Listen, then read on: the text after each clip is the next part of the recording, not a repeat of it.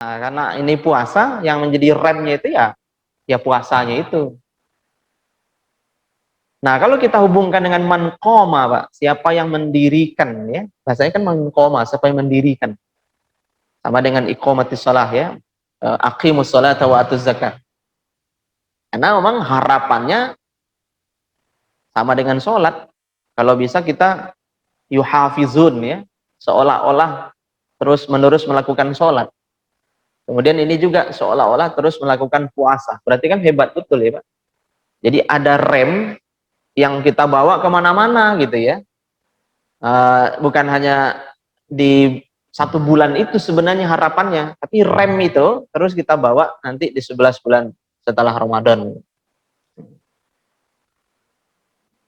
Nah, banyak orang yang berpuasa tetapi tidak mendapatkan apa-apa dari puasanya, kecuali lapar ya. Banyak orang yang bangun beribadah tetapi tidak mendapatkan apa-apa dari ibadahnya kecuali rasa kantuk saja. Ada dua di sini, Pak. Yang pertama shaim ya, kemudian yang kedua qaim ya. Shaim kemudian qaim. Siam kemudian yang kedua qiyam ya. Nah, ini berhubungan dengan puasanya, memang kecenderungannya jelas ini siang ya Pak. Nah, kalau qaim ini kalau dihubungkan dengan riwayat yang lain ya malam qiyamu Ramadan. Nah, dua-duanya ya mesti kita perjuangkan dengan sungguh-sungguh memang. Nah, kalau seandainya asal gitu ya, ya agak berisiko sih memang. Dianggap puasa tapi dapatnya cuma lapar ya. Ya dianggap menghidupkan malam bulan Ramadan tapi dapatnya cuma kantuk saja.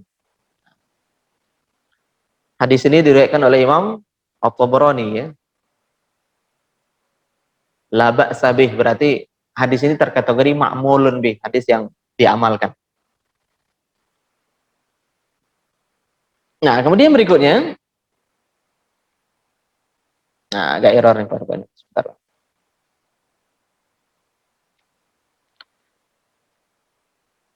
Laisa siyami minal akli wasyarab, innama siyamu minal lagwi warrafath. Fa in sabbaka ahadun aw jahula 'alaika faltaqul inni sha'im, inni sha'im. Puasa bukanlah hanya sekedar menahan makan dan minum saja, akan tetapi puasa adalah dengan menahan diri dari perkataan lagwu dan rafath. Apabila ada seseorang yang mencelamu atau berbuat usil padamu, katakanlah padanya, aku sedang puasa. Sorry ya, lagi puasa nih. Pak, sorry nih kita lagi puasa, nggak usah nerusin ngomong yang begitu. Jadi puasa lagi-lagi menjadi kontrol ya Pak. Lagwu itu adalah perkataan sia-sia dan semisalnya tidak berfaedah. Ngomong nggak jelas ya Pak, udah 1 jam duduk ngomong, apa manfaatnya omongan tadi itu? Ya, daripada kita ngomong nggak jelas, mendingan kita diem ya Pak. Mendingan diem. Lebih baik lagi tentu berzikir ya Pak. Nah, kalau bisa besok ya banyak-banyaklah berzikir ya Pak. Mungkin sebagian bapak-bapak nganggap ya zikir kan nggak mesti dihitung. Nah kalau saya sih nyaranin pegang aja apa tuh Pak, tasbih digital yang kecil itu. Sekarang banyak orang yang pakai itu ya, tasbih digital yang yang dilingkarin di jari itu ya. Ya kita ngitung aja. Betapa nikmatnya Pak kalau kita bisa zikir 1000, 2000 gitu Pak. La ilaha illallah. Tapi kita lihat itu yang saya sebut prestasi Pak. Dan saya rasa bapak-bapak ada yang mencoba ya. Sekali duduk 2000 la ilaha illallah atau 3000 bacaan la ilaha illallah. Okay? Nah, dengan kita pegang itu kita jadi ini, Bapak mungkin sambil lihat YouTube, tetap aja baca la ilaha illallah, la ilaha illallah, la ilaha. Nanti beli, Pak. 15.000. Nanti Bapak lihat, alhamdulillah ya. Hari ini udah 5.000 la ilaha illallah. Keren kan, Pak? Jadi dengan adanya itu di jari, insya Allah jadi apa ya? Jadi self control juga sebenarnya. Nah, tapi kalau bapak-bapak yang punya pendapat itu kan tidak sesuai dengan sunnah Nabi, tidak begitu, ya kita hargai juga. Tapi saya pribadi merasakan dengan adanya itu kita jadi lebih terkontrol dan lebih fokus untuk terus mau berzikir itu. Nah kemudian berikutnya Istilah rofas ya Pak, digunakan dalam pengertian kiasan untuk hubungan badan dan semua perkataan keji. Nah, rofas di haji kan juga diingatkan betul ya Pak. Nah, kiasan untuk hubungan badan. Jadi kalau bisa jangan nyerempet-nyerempet ya omongannya ya, apa Pak, pandangannya ya Pak, kemudian pikirannya untuk ke arah situ ya. Nah, ketika muncul godaan untuk membayangkan, memikirkan ya, melihat dan seterusnya, kita sadarkan diri kita kalau kita sedang berpuasa. Astagfirullahaladzim, astagfirullah. Nggak mempan Pak, auzubillah minasyaitonirrajim. Supaya setan tidak terus rusak kita hingga akhirnya puasa kita malah nggak benar. Nah, itu dua hal ya, lagu dan rofas itu. Nah, kemudian berikutnya kita nanti kepengen Pak, dengan tema ini kita menjadi kupu-kupu lah. Tadinya kita kotor, menjijikkan ya Pak, banyak salah, banyak dosanya, lalu di tarbiyah di Ramadan ya Pak, dengan berbagai macam ibadah, keluar Ramadan kita menjadi kupu-kupu yang indah. Jadi ulat berubah menjadi kupu-kupu. Tidak seperti ular dan beruang Pak. Ular itu juga puasa ya. Ketika dia mau ganti kulit kan dia juga puasa sebenarnya. Jadi menahan juga Pak. Lalu setelah itu dia berubah memang. Fisiknya tak berubah jadi lebih indah ya Pak. Kulit yang tadi udah mulai rusak jadi ganti dengan yang baru. Tapi karakter ular kan tidak berubah. Ular ya tetap ular. Nah, beruang juga begitu Pak. Beruang juga bisa tidur panjang ya setelah perutnya kenyang. Nah, ini puasa beruang ya puasa orang-orang yang apa bahasa itu Pak? Sering disebutnya puasa bendungan ya. Nah, giliran udah berbuka puasa semuanya kepengen dimakan. Sampai-sampai setelah berbuka itu udah nggak kuat berdiri ya. Ini kan nggak benar Pak. Harusnya makanan itu menguatkan kita dan menyemangati kita untuk beramal saleh. Ini enggak, habis makan malah ngantuk gitu Pak. Nah, kenapa kok habis makan ngantuk? Saya baca tuh Pak, atau paling tidak saya pelajari lah, kenapa kok orang habis makan itu ngantuk sementara yang lain nggak ngantuk gitu. Satu, katanya kebanyakan mengkonsumsi karbo ya Pak, yang di dalamnya tentu mengandung glukosa ya Pak. Kebanyakan Pak. Nah, sehingga akhirnya ya alat pencernaan kita lelah untuk mencerna ya. Lelah untuk mencerna. Bayangin aja Pak, ketika makanan masuk ke dalam lambung kita ya, terus diteruskan nanti ke usus dan terus diproses ya, di usus halus, itu kan butuh energi ya Pak. Butuh energi. Nah, bayangin aja Pak, kalau ini penuh dan kebanyakan isinya adalah karbo gitu ya. Karena yang paling lama mencernanya itu kan karbo itu ya, butuh waktu yang lama lah. Ya. Nah, itu butuh energi kan. Nah, akhirnya energi yang harusnya dipakai oleh otak, oleh anggota badan yang lain, tersedot ke situ untuk ngolah. Makanya wajar Pak, habis makan ngantuk. Tapi cobalah nanti Pak, mencontoh yang dipraktekkan oleh Nabi kita ya Pak. Disunahkan ngawalinya dengan makanan yang manis. Kalau di sini kan contoh realnya kan korma sebenarnya Pak ya. Contoh realnya kan korma ya. Jadi bahan manis itu kan dari alam gitu ya, korma. Nah, kemudian berikutnya apa? Air putih kan Pak. Nah, karena kita hidup di negeri surga ya Pak. Karena negeri kita ini kan negeri surga, maksudnya itu apa aja tumbuh di kita ya Pak. Cobalah besok ini Pak, ini saran aja sih kalau Bapak mau mencoba mempraktekkan. Kalau mau lebih tahu lebih detail secara keilmuan, karena saya basis keilmuan bukan itu, Bapak lihat aja nanti ceramah-ceramahnya dokter siapa Pak? Zaidun apa? Akbar itu. Ya, karena beliau memang membahas secara ilmiah, secara keilmuan ya. Jadi betapa makanan itu berpengaruh kepada semua hal yang ada di tubuh kita ya, baik fisik maupun psikis itu. Zaidun Akbar ya, Dokter Zaidun Akbar. Banyak sekali di YouTube. Nah, coba nanti Pak, yang disetok itu kalau bisa ya buah gitu ya. Ya semangka, melon gitu ya Pak, jeruk. Jadi habis berbuka itu kalau bisa, ini saran aja, kalau bisa jangan makan berat dulu, kemudian kalau memungkinkan gorengan itu Pak. Stop gorengan. Kalau mau malamnya semangat, buah aja. Yakin deh Pak, kita akan seger deh melakukan tarawih itu. Tapi kalau sudah makan Pak, apalagi makannya banyak, imam ayatnya panjang dikit, udah gelisah gitu. Kalau kita kritis kita protes DKM. Besok ingatin lagi tuh imamnya jangan banyak panjang gitu. Padahal salahnya bukan di imamnya sebenarnya. Salahnya di kita. Ya, salahnya di kita. Di kantor udah terkuras energinya ya Pak. Kemudian suplai energi, tapi akhirnya belum bisa dimanfaatkan energinya. Sementara energi sisa, energi cadangan tadi itu kepake untuk ngolah itu. Nah, saya dulu diajarkan kalau makan itu katanya ngunyahnya yang lama ya. Nikmatnya makanan itu sebenarnya bukan pada banyaknya kuantitas yang kita konsumsi ya Pak. Kan orang kalau lauknya enak, makannya banyak gitu ya Pak. Padahal sebenarnya yang terbaik itu katanya Pak, coba kunyah yang lama. Lauknya enak, coba ngunyahnya yang lama ya Pak. Misalnya orang kalau menunya enak, banyak gitu ya kan, makannya kan pengen coba cepat ya Pak. Nambah lagi takut kehabisan lauknya gitu. Itu biasanya di kondangan ya Pak. Maka banyak teman-teman setan di kondangan, mubazir Pak.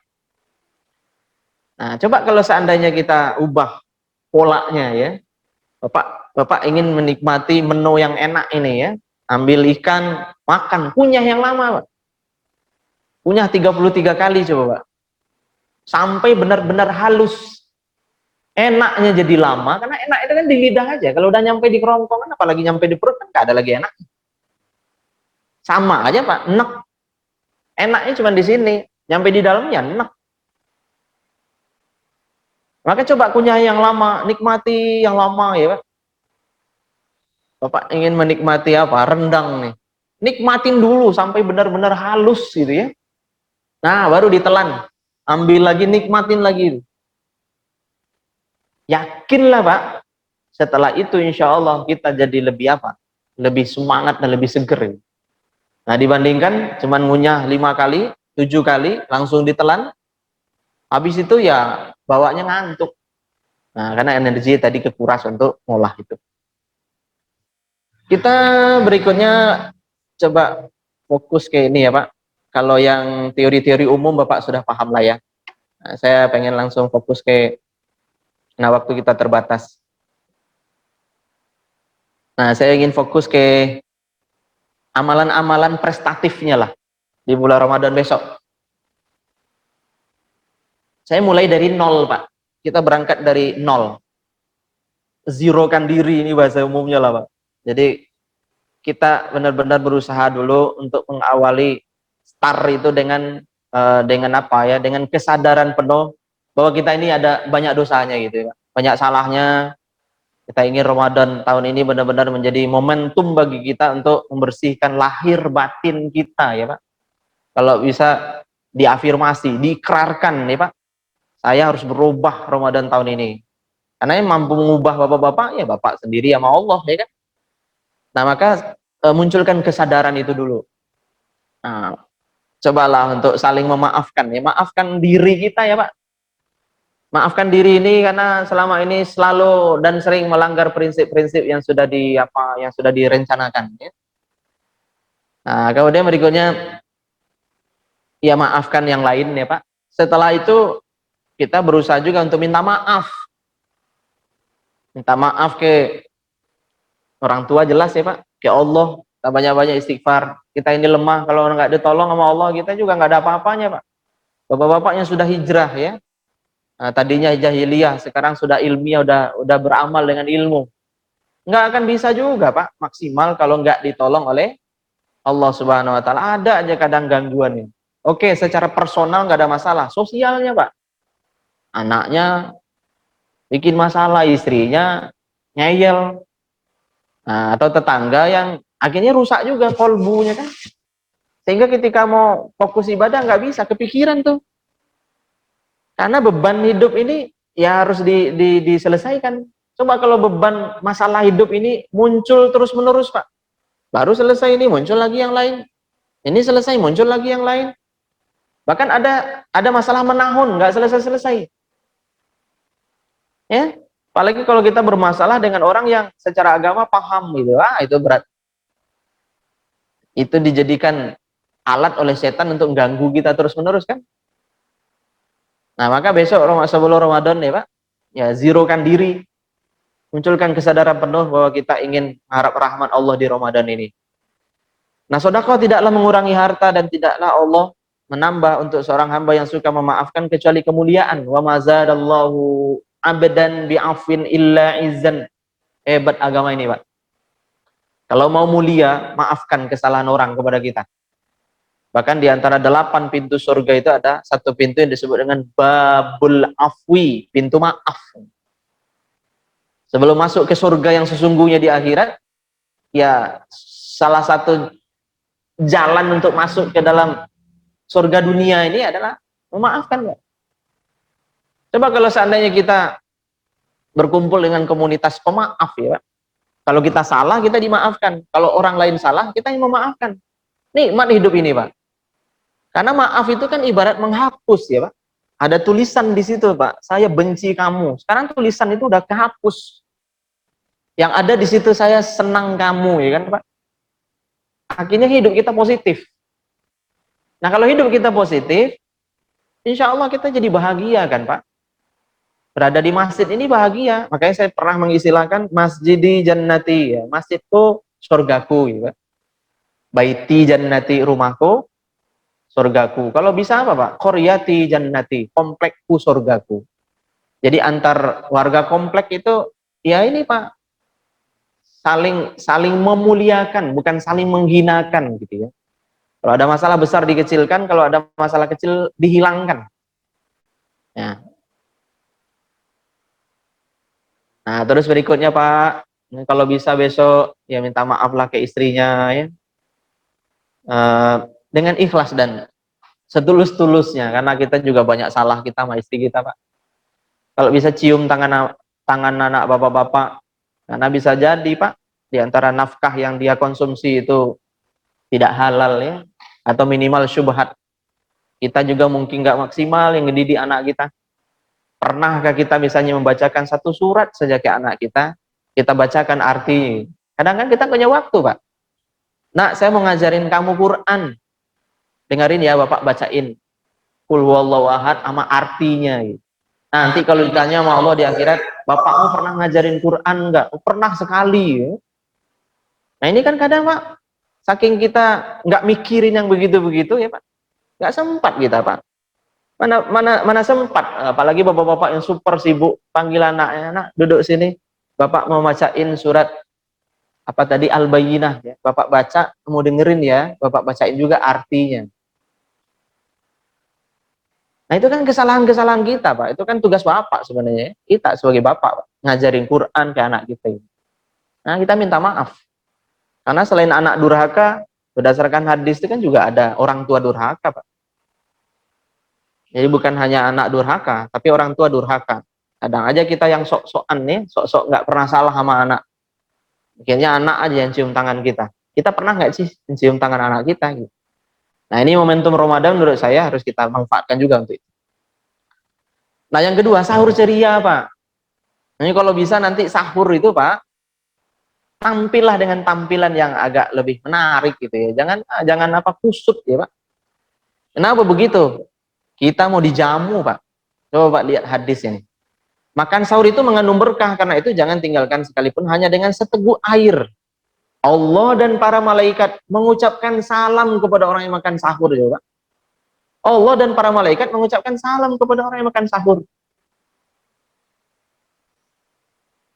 Maka perlakukan sahur itu dengan mulia. Hadirlah di tempat sahur dengan tampilan-tampilan yang Ya minimal rapih, bersih lah gitu Pak.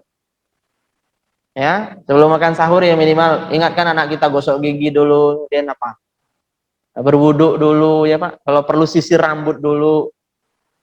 Nah, apa begitu? Allah dan para malaikat mengucapkan salam kepada orang yang makan sahur. Ya, ada juga orang yang kesel, mau makan sahur kesel ya Pak. Nah, mau makan sahur kesel dia, marah-marah dia. Nah, yang ketiga, nah, berpuasa dengan ikhlas dan hati-hati. Ini seringlah diulas ya Pak. Ingat Pak, kita harus ingat ya, jangan sampai puasa kita batal. Oh, alhamdulillah aman, kita nggak makan, nggak minum, nggak berhubungan suami istri di siang hari bulan Ramadan. Nah, yang ketiga ini risikonya kan Pak, uh, kafaratnya itu puasa 2 bulan berturut-turut. Kalau melakukan hubungan suami istri di siang hari bulan Ramadan, kafaratnya itu puasa 2 bulan berturut-turut. Nah, kalau malamnya kan boleh, silakan. Nah, yang harus kita kontrol betul ya yang membatalkan pahala puasanya ya. Nah, kalau yang membatalkan puasanya, insya Allah kita sudah hatam lah, nggak bakal kita makan dan minum. Ya,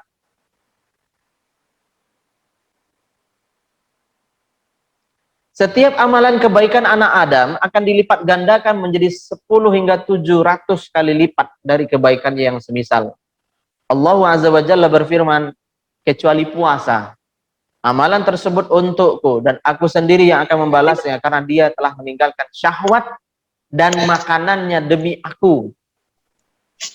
Amalan standar, Pak, bisa dilipat gandakan sampai 700 kali lipat. Puasa lebih dahsyat dari itu. Puasa lebih dahsyat dari itu. Makanya kenapa Ramadan kita harus siapkan dengan ibadah-ibadah terbaik, dengan frekuensi yang lebih maksimal. Karena ini Pak, kita ingin meraih keutamaan ya. 700 kali lipat, Pak. Nah, kalau puasa lebih hebat dari itu. Kemudian berikutnya tidak berkata kotor ya Pak. Nah, yang keempat, menahan amarah. Rubba sha'imin laisa lahu min siyami illal ju'u wa rubba qa'imin laisa lahu min qiyamihi illa sahar ya. Berapa banyak orang yang berpuasa tapi tidak mendapatkan apa-apa dari puasanya kecuali lapar. Dan berapa banyak orang yang bangun beribadah tetapi tidak mendapatkan apa-apa kecuali rasa kantuk saja. Kenapa ini disampaikan oleh Nabi Shallallahu Alaihi Wasallam? Karena ada orang yang tidak bisa mengontrol amarah di saat puasa, Pak. Ya, termasuk di kalangan para sahabat ya. Lalu disampaikan di dalam sebuah riwayat, jika ada seseorang marah-marah ke pembantunya bahkan sampai memakinya gitu ya. Nah, Rasulullah memerintahkan sahabat untuk memberikan sepotong kue kepada sahabat itu. Lalu dia menyampaikan, saya puasa. Nah, lalu kemudian uh, keluarlah riwayat ini. Banyak orang yang puasa nggak mendapat apa-apa dari puasanya kecuali hanya lapar saja. Nah, berarti kesimpulannya marah bisa merusak pahala puasa. Nah, maka besok ketika terpancing emosinya, nah, kalau di agama tips pertama itu ketika kepancing emosi itu kan fasta'iz billahi innahu sami'un alim. Kita disuruh berlindung kepada Allah ya. Al-A'raf ayat berapa? Ayat 200 ya. Kita disuruh segera berlindung kepada Allah. Nah, kemudian yang kedua, fa iza ghadiba ahadukum falyaskut, apabila salah seorang di antara kalian terpancing ghadab emosinya, marahnya, maka hendaklah dia diam gitu ya. Jadi pertama disuruh segera berlindung ke Allah supaya setan tidak menguasai dirinya. Nah, yang kedua ya diam. Ya, kalau seandainya yang pertama tadi tidak berefek atau belum maksimal efeknya ya diam aja. Sadarkan diri Bapak kalau Bapak sedang puasa. Ya. Nah, apalagi Bapak-bapak yang punya karyawan, potensi marahnya kan lebih tinggi. Nah, kadang orang dengan alasan puasa kerjanya asal-asalan gitu ya Pak.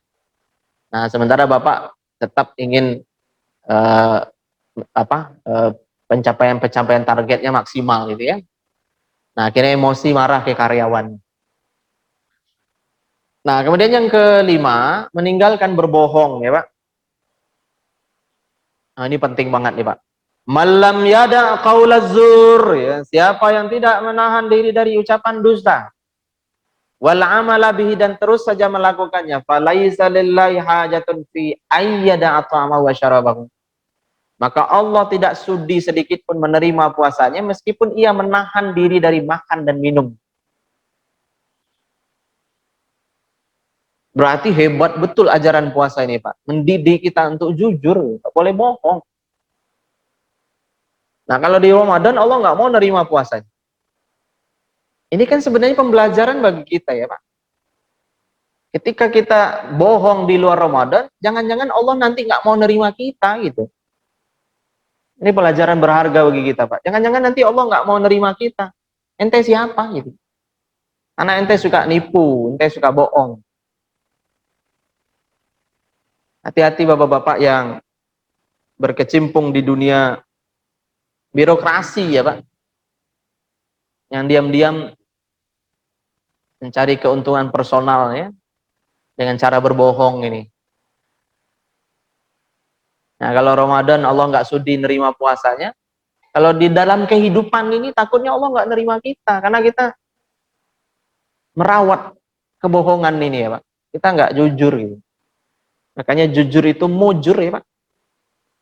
Jujur itu mujur ya.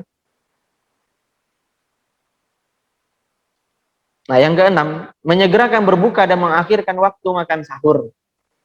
Ini kalau bisa nanti Pak, ya setengah jam mungkin ya, sebelum berpuasa itu pekerjaan dapur udah tuntas gitu. Jadi kalau bisa istri bapak, yang terutama yang nggak punya ART ya, jadi plan dari awal Ramadan, pokoknya setengah jam sebelum berbuka kalau bisa kita udah clear itu, kita udah siap-siap untuk berbuka. Diisi dengan apa? Dengan zikir dan doa sebanyak-banyaknya.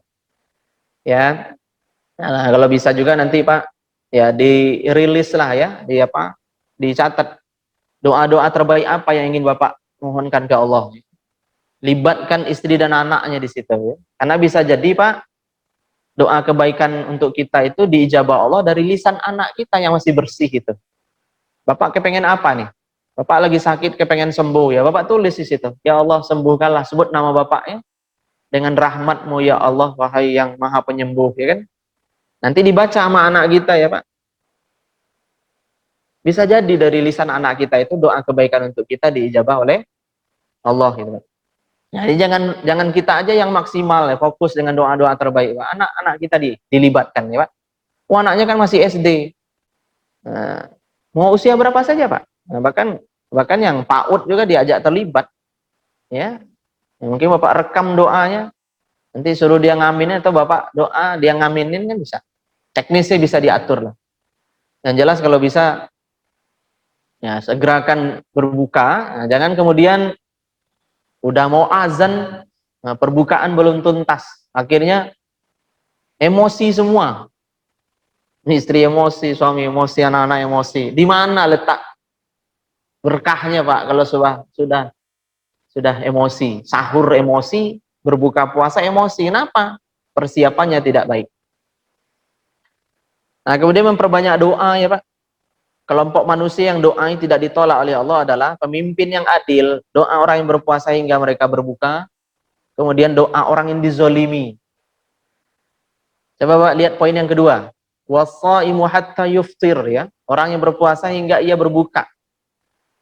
Nah, ini dipahami oleh sebagian ulama, waktu terbaik berdoa itu adalah saat lagi puasanya itu ya. Nah, berarti dari sahur sampai berbuka. Ya. Dari sahur sampai berbuka. Ini saran lagi nih Pak. Nah, kalau bisa bapak-bapak yang apa namanya, yang udah terbiasa nunggu waktu syuruk, isyraq ya. Nah, diperbanyak nanti waktunya. Sabar duduk dari habis subuh sampai syuruk gitu ya. Ditambahin frekuensinya. Nah, kemudian berikutnya yang sibuk ya luangkan juga waktu, mungkin Sabtu Ahad atau kapan gitu ya Pak. Yang jelas kita perbanyak doa di situ ya Pak. Nah, terus berikutnya ya saat sebelum berbuka itu Pak. Ya, saat sebelum berbuka. Ya, duduklah ya dengan tenang sambil baca doa tadi itu, zikir pagi sorenya, zikir sorenya. Ya, kalau ini ya bisa dibaca di situ ya Pak. Nah, yang kedelapan membaca Al-Qur'an. Nah, Jibril menemui Rasulullah tiap malam bulan Ramadan untuk mengoreksi bacaan Al-Qur'an Rasulullah. Fayudarisuhul Qur'an. Jadi Nabi didaros ya. Nabi didaros, Nabi diajarin, ya dikoreksi oleh Jibril. Nah, kalau di kita kan biasanya ada tadarus ya Pak, saling mengoreksi bacaan. Ya, minimal Ramadan kali ini kita khatam 1 kali ya. Kalau di masjid kita ini mungkin kemarin udah lebih ya, ditambahin ya. Tapi saya melihat di banyak masjid ya minimal sekali khatam ya, sekali khatam. Nah, di luar itu silakan Pak, Bapak punya target berapa kali khatam Ramadan ini. Nah, dan jangan numpuk. Nah, kalau udah ditumpuk, biasanya kita lemah ya Pak. Target hari ini misalnya, pokoknya setiap hari 2 juz deh gitu ya. Nah, akhirnya karena satu kondisi, besok deh lebihin jadi 4 juz. Wah, udah deh itu. Kalau udah 4 juz sudah berat Pak. Ujung-ujungnya nggak khatam lagi Ramadan ini. Umur terus bertambah, terus kapan lagi mau maksimal dengan target? Nah, jadi kalau bisa pasang target ya Pak. Nah, kalau targetnya 1 kali khatam, ya berarti 1 juz. Nah, kalau di apa namanya di At-Taubah di tempat saya itu bapak-bapak yang istiqomah itu saya lihat mereka target itu kalau tidak salah 10 hari sebelum Idul Fitri itu udah khatam Pak. Karena nanti kan ada mau mudik gitu ya. Nah, walau mudik dilarang itu kan aturan resminya. Faktanya nanti tetap aja ada yang punya keinginan kuat untuk mudik dengan alasan-alasan tertentu ya kan. Nah, ujung-ujungnya, nah kalau udah mudik itu biasanya agak rumit ya. Ujung-ujungnya nggak khatam lagi. Kemudian menyediakan makanan berbuka Pak, ini juga sangat penting Pak. Siapa yang memberi makanan kepada orang yang berbuka puasa, maka ia mendapatkan pahala senilai dengan pahala orang yang berpuasa itu, tanpa mengurangi pahala orang yang berpuasa tersebut. Ini kalau bisa kita rencanakan juga dengan baik. Dari sekarang Pak, kalau saya sih nyaranin, kalau belum gajian atau gajinya mungkin bulan ini habis untuk keperluan-keperluan tertentu, ngutang dulu gitu. Buat apa? Beliin beras 2 karung ya, kirim ke kampung Pak. Siapa yang mau Pak traktir ya? Pertama orang tuanya. Kalau bisa berasnya dari kita minimal tuh Pak. Selama Ramadan berasnya kita yang nanggung. Beliin dari sekarang, jangan nanti berbagi ke orang tua itu lebaran. Itu lain lagi Pak. Itu nyenangin orang tua aja. Kalau ini nyenangin Allah kan dengan pahala yang besar lagi di perolehannya. Nah, di awal Ramadan. Terus siapa lagi yang mau diinin? Ya mungkin bapak-bapak di kampungnya ya, ada garim-garim masjid yang secara ekonomi juga kurang mampu ya. Bapak traktir juga deh tuh. Ya berasnya semampunya. Ya syukur-syukur kalau untuk selama bulan Ramadan ya Pak. Jadi di awal Ramadan kita maksimalkan ini. Atau di keluarga besarnya ada adiknya atau iparnya barangkali yang ya secara ekonomi terdampak COVID-19 ini. Betapa senangnya nanti mereka kalau kita yang traktir berasnya Pak. Pokoknya Ramadan ini berasnya dari abang gitu ya. Dia akan lebih fokus untuk ibadah. Nah, terus yang daily, yang harian kalau bisa silakan juga ya Pak. Berbagi iftar itu ya, berbagi makanan berbuka puasa. Teknisnya silakan Bapak atur. Yang jelas kita ingin dapatkan keutamaan ini. Nah, yang ke-10, setiap hari kita mesti bersedekah Pak. Jangan ada hari yang luput dari sedekah. Kalau perlu tukerin duitnya dari sekarang ya. Bapak mau sedekah 20.000 setiap hari, berarti stok 600.000. Nggak ada istilah nggak ada duit untuk sedekah nanti Ramadan. Teknis silakan diatur, mau dia langsung di masjid atau Bapak bikin celengan di rumah, tiap hari masukin ke situ, nanti akhir bulan atau pertengahan bulan berikan kepada yang berhak. Karena sedekah yang paling afdal itu adalah sedekah pada bulan Ramadan. Salat tarawih ya Pak, siapa yang sholat taraweh, saya langsung fokus ke tarawehnya karena di riwayatnya sebenarnya man qoma ma'al imam ya. Sampai selesai akan ditulis baginya pahala sholat semalam suntuk. Nah, ini kalau bisa secapek apapun kita Pak. Nah, jangan absen sholat taraweh berjamaah. Karena besok insya Allah di sini juga udah ada taraweh berjamaah kan ya. Ya pasti capek ya Pak. Nah, bulan Ramadan kerja ya, tapi luangkan, menurut saya sih luangkan waktu ya sesaat untuk tidur siang gitu, yang disebut dengan qailulah itu ya Pak. Nah, yang terbaik waktunya memang sebelum zuhur, kalau nggak bisa ya setelah zuhur ya. Pelajari lagi nanti tidur ala militer ya, saya baca gimana militer itu tidur ya, tentara-tentara itu tidur saat berperang. Mereka nggak butuh waktu lama ya, tapi berkualitas gitu ya. Jadi Bapak pelajari lagi. Nah, kemudian berikutnya mencari malam qadar, Pak. Carilah Lailatul Qadar pada malam ganjil 10 hari terakhir Ramadan ya. Tapi jangan fokus dengan malam-malam ganjilnya saja. Ambil hadis umumnya ya, Pak. Bahwa malam Lailatul Qadar itu adanya di 10 hari terakhir bulan Ramadan. Tapi kata Pak Quraisy Shihab, jangan sombong ya. Intinya jangan sombong lah. Jangan berharap hilir sesuatu itu bersih manakala hulu dan alirnya kotor. 10 hari awal santai-santai aja kan, nggak ada Lailatul Qadar. 10 hari kedua agak meningkat sedikit. 10 hari ketiga baru dia begadang terus menerus, tak mau tidur karena katanya jagain malam Lailatul Qadar. Takutnya karena kita mengabaikan yang yang nggak ada Lailatul Qadarnya, akhirnya Allah menyisihkan kita dari rahmatnya untuk Lailatul Qadar, kan bahaya juga. Karena kita abai dengan yang biasa, sementara Ramadan itu 30 harinya kan mulia. Jangan dibeda-bedakan. Hanya saja ini kita muliakan, ini lebih kita muliakan.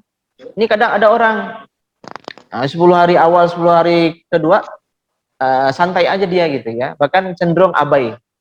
Nah, dia katanya nanti mau maksimal di 10 hari terakhir. Bahkan dia etikaf, nginep di masjid.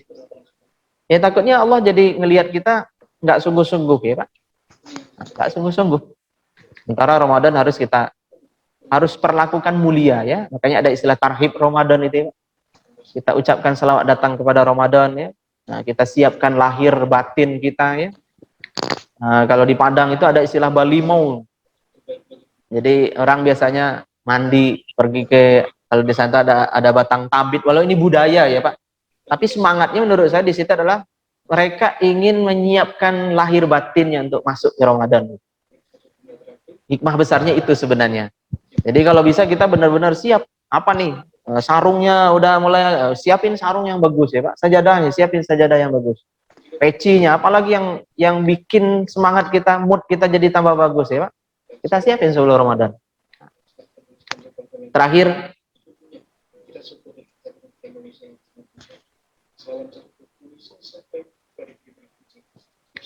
ini saya tulis ya Pak. Ini apa namanya ya?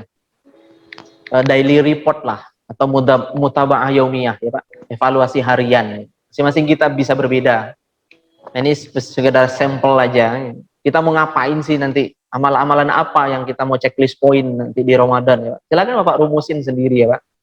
Nah, tapi dengan adanya checklist poin ini, iya ya, saya harus salat duha, saya harus tahajud, saya harus sholat sunnah rawatib. Nah, kalau di sini tertulisnya 10 rakaat, tapi kalau bisa 12 rakaat ya Pak. Sebelum zuhur jadiin 4, ya jangan hanya 2. Karena siapa yang sholat sunnah 12 rakaat kan akan dibangunkan baginya sebuah istana di surga itu kan.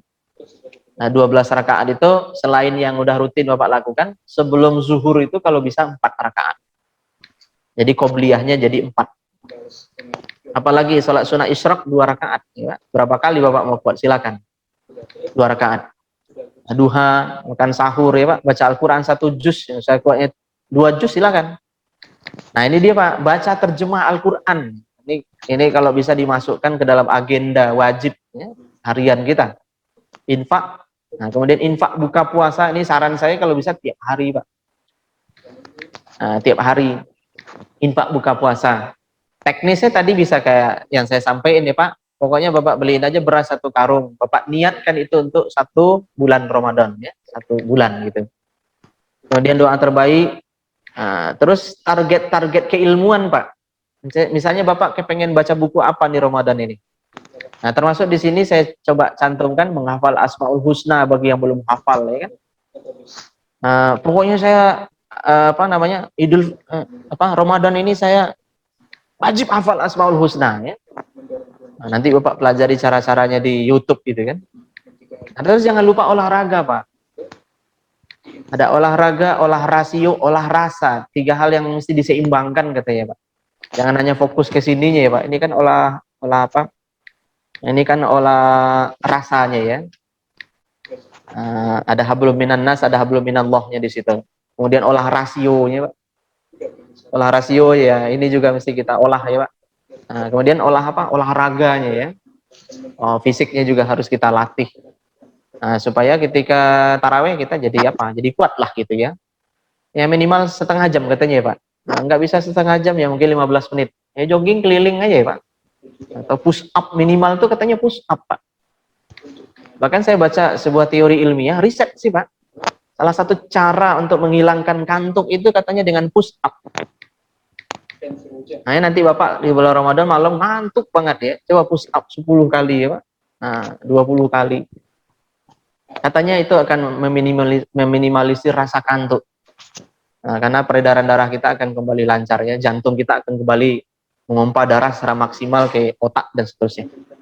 Itu saja barangkali Bapak-Bapak beberapa hal yang bisa saya sampaikan.